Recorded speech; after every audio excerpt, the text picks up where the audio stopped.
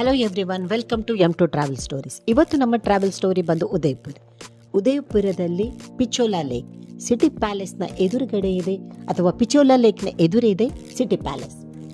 ಇಲ್ಲಿ ನೀವು ಬೋಟ್ ರೈಡನ್ನು ಮಾಡ್ಬೋದು.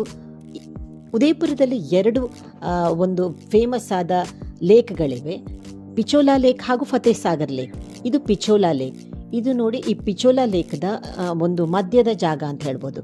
ಸೊ ಇದು ನಾವು ಈ ಪಿಚೋಲಾ ಲೇಕಿನ ಮಧ್ಯಭಾಗದಲ್ಲಿ ಲೇಕಿನ ಎರಡೂ ಸೈಡನ್ನು ಸಹ ಒಂದು ನೋಡಿಕೊಂಡು ಒಂದು ಸಂಜೆಯನ್ನು ಒಂದು ಬ್ಯೂಟಿಫುಲ್ ಆಗಿ ಕಳೀಲಿಕ್ಕೆ ಈ ಜಾಗವನ್ನು ಮಾಡಿದ್ದಾರೆ.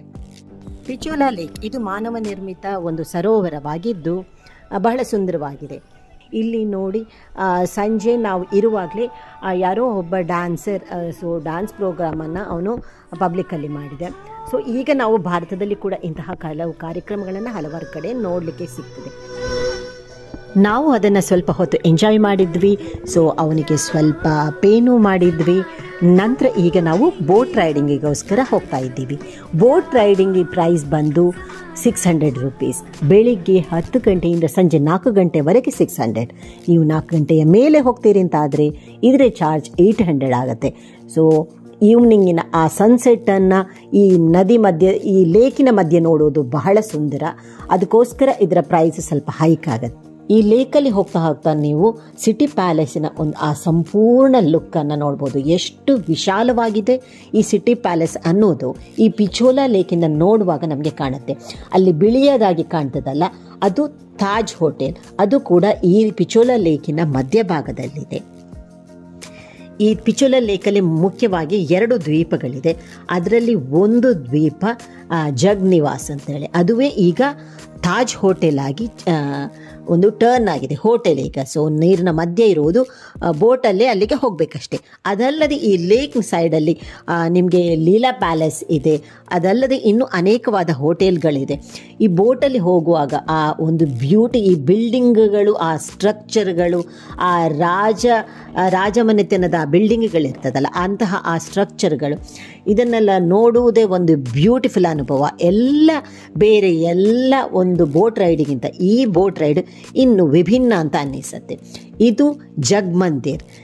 ಇದು ಈ ಮಹಾರಾಜರ, ಈ ರಾಜಮನೆತನ, ಮೇವಾರ್ ರಾಜಮನೆತನದವರ ಒಂದು ಬೇಸಿಗೆಯಲ್ಲಿ ಒಂದು ಶಾಂತವಾಗಿ ಕಳೀಲಿಕ್ಕಿರುವ ಒಂದು ರಿಸಾರ್ಟ್ ಅಂತಲೇ ಹೇಳ್ಬೋದು. ಇಲ್ಲಿ ಅವರದ್ದು ಒಂದು ಪಾರ್ಟಿಗಳು ಕೂಡ ಆಗ್ತಾ ಇತ್ತು ಅಂತ ಹೇಳಿದ್ರಲ್ಲಿ. ಇದಕ್ಕೆ ಗಾರ್ಡನ್ ಪ್ಯಾಲೇಸ್ ಅಂತ ಹೇಳಿ ಕೂಡ ಹೆಸರು. ಯಾಕಂತ ಹೇಳಿದರೆ ಇದರ ಸುತ್ತ ಅನೇಕ ಗಾರ್ಡನನ್ನು ಮಾಡಿದ್ದಾರೆ. ವಿಶಾಲವಾದ ಜಾಗ ಇದೆ. ಔಟ್ಡೋರ್ ಜಾಗ ತುಂಬ ವಿಶಾಲವಾಗಿದೆ. ಆದ್ದರಿಂದ ಇಲ್ಲಿ ಅನೇಕ ಡೆಸ್ಟಿನೇಷನ್ ವೆಡ್ಡಿಂಗ್ಗಳು ಕೂಡ ಆಗುತ್ತೆ. ಇಲ್ಲಿ ನಿಮಗೆ ರಾತ್ರಿಯ ಡಿನ್ನರ್ ಫೆಸಿಲಿಟಿ ಇದೆ. ಇಲ್ಲಿ ಒಂದು ಹೋಟೆಲ್ ಧಾರಿಖಾನಾ ರೆಸ್ಟೋರೆಂಟ್ ಅಂತ ಹೇಳಿ ಇದೆ. ಇಲ್ಲಿ ನಿಮಗೆ ಕಪಲ್ಗಳಿಗೆ ಪ್ರೀ ಬುಕ್ ಮಾಡಿಕೊಂಡು ಒಂದು ಖುಷಿಯಲ್ಲಿ ಒಂದು ಡಿನ್ನರನ್ನು ಮಾಡ್ಬೋದು. ಸಾಧಾರಣ ಅಂದಾಜು ಕಪಲ್ಗಳಿಗೆ 4000 ಆಗುತ್ತೆ. ಆದರೆ ನೀವು ಪ್ರೀ ಬುಕ್ ಮಾಡ್ಕೊಳ್ಬೇಕು. ಯಾಕಂದರೆ ಈ ಜಾಗದಲ್ಲಿ ಅನೇಕ ಕಾರ್ಯಕ್ರಮಗಳು, ಪಾರ್ಟೀಸ್ಗಳು, ವೆಡ್ಡಿಂಗ್ಗಳು ನಡೆಯುತ್ತೆ. ಸೊ ಪ್ರೀ ಬುಕ್ ಮಾಡಬೇಕಾಗತ್ತೆ. ನಂತರ ಈ ರೆಸ್ಟೋರೆಂಟ್ ಲೇಕ್ ಸೈಡಲ್ಲಿದೆ. ಆ ಲೇಕ್ ಸೈಡಿನ ಒಂದು ವ್ಯೂವನ್ನು ನೋಡ್ತಾ, ಆ ಲೈಟಿಂಗ್ಸನ್ನು, ಬ್ಯೂಟಿಯನ್ನು ಒಂದು ಎಂಜಾಯ್ ಮಾಡ್ತಾ ಒಂದು ನಿಮ್ಮ ಡಿನ್ನರನ್ನು ನೀವು ಫಿನಿಷ್ ಮಾಡ್ಕೊಳ್ಬೋದು. ಇಲ್ಲಿ ಒಂದು ಸ್ಪಾ ಕೂಡ ಇದೆ. ಈ ಪ್ಯಾಲೇಸನ್ನು ಅಮರ್ ಸಿಂಗ್ ಕಟ್ಲಿಕ್ಕೆ ಸ್ಟಾರ್ಟ್ ಮಾಡಿದ್ರಂತೆ. ಅದರ ನಂತರ ಜಗತ್ ಸಿಂಗ್ ಅನ್ನುವರು ಇದನ್ನು ಮುಗಿಸಿದ್ರು. ಆದುದರಿಂದ ಇದಕ್ಕೆ ಜಗ್ಮಂದಿರ್ ಅಂತ ಹೆಸರು.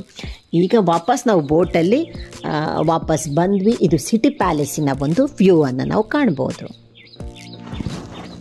Thank you for watching. ಉದಯಪುರದ ಇನ್ನಷ್ಟು ವಿಡಿಯೋಗಳಿಗೆ ನಮ್ಮ ಚಾನಲನ್ನು ಸಬ್ಸ್ಕ್ರೈಬ್ ಮಾಡಿ ಹಾಗೂ ನೋಡ್ತಾ ಇರಿ. Thank you for watching.